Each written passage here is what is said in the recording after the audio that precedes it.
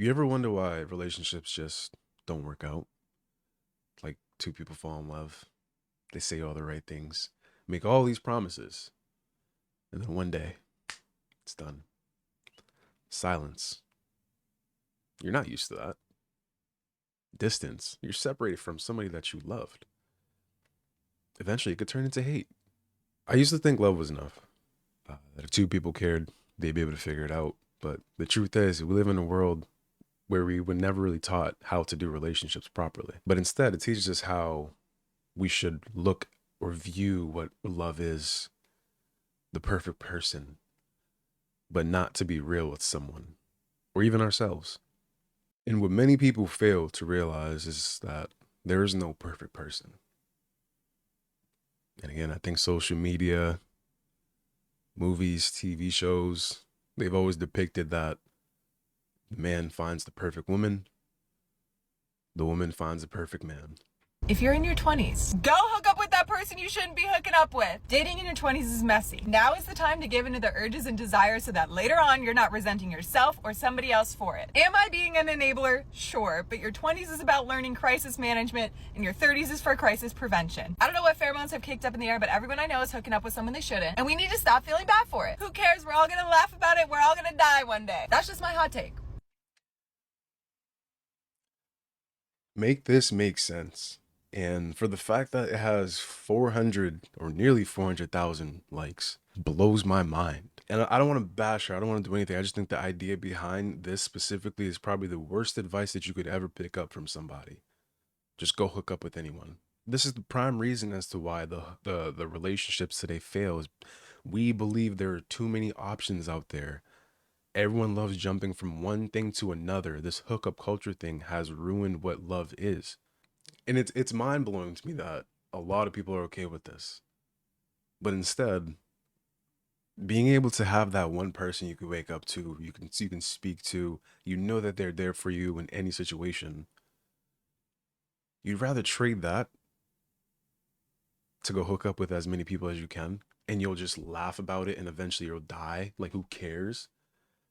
What about you in present time, in your character, respecting yourself and not just allowing someone to just take advantage of you? Not necessarily take advantage, because I'm sure it's consensual, but there's something sacred about that, and you just don't want to share with every single person just because, it's for the plot.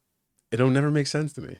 When you finally enter a healthy relationship with the right person, it is going to shed light on all of your terrible toxic traits. Everything bad that you still need to work on will be under a microscope. You're going to realize very quickly and become very self-aware of how many things from your past that you're still left with and need to work on. And this is a sign that you know you're with the right person, because it's going to shed light on all these things that you have to improve within yourself. I'm a religious person, and I saw somebody on here, I'm not sure who it was, but they said, God brings people in your life to better you. And the person was saying that if a new person in your life is shedding light on all your toxic traits and things that you need to work on and areas that you still need to improve in, that's a sign that this person probably is for you, because God brings people in your life to better you. A new healthy relationship is going to challenge you, and that's not entirely a bad thing. And when you find someone that's worth changing for and worth working on these things for, do it.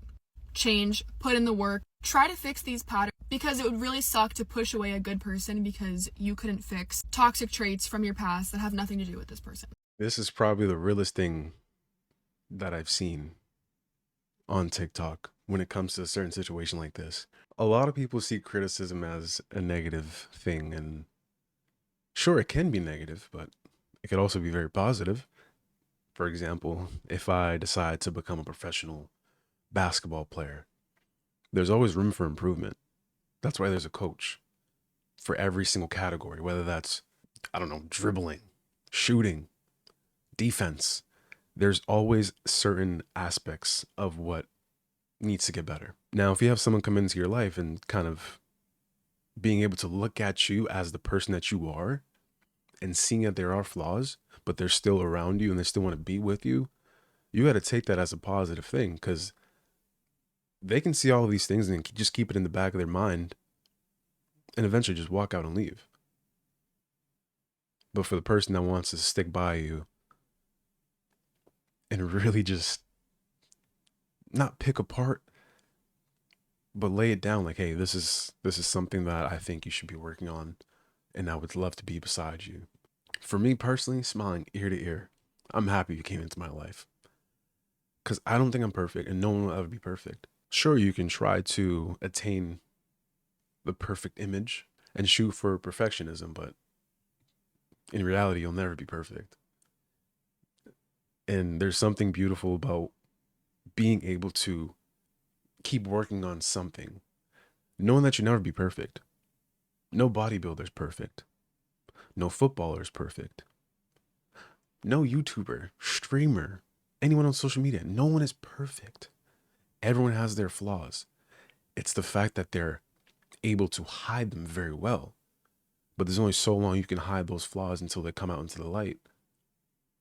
And then, damn, I should have worked on this 10 years ago, 15 years ago, however long. So bringing it back to why relationships fail,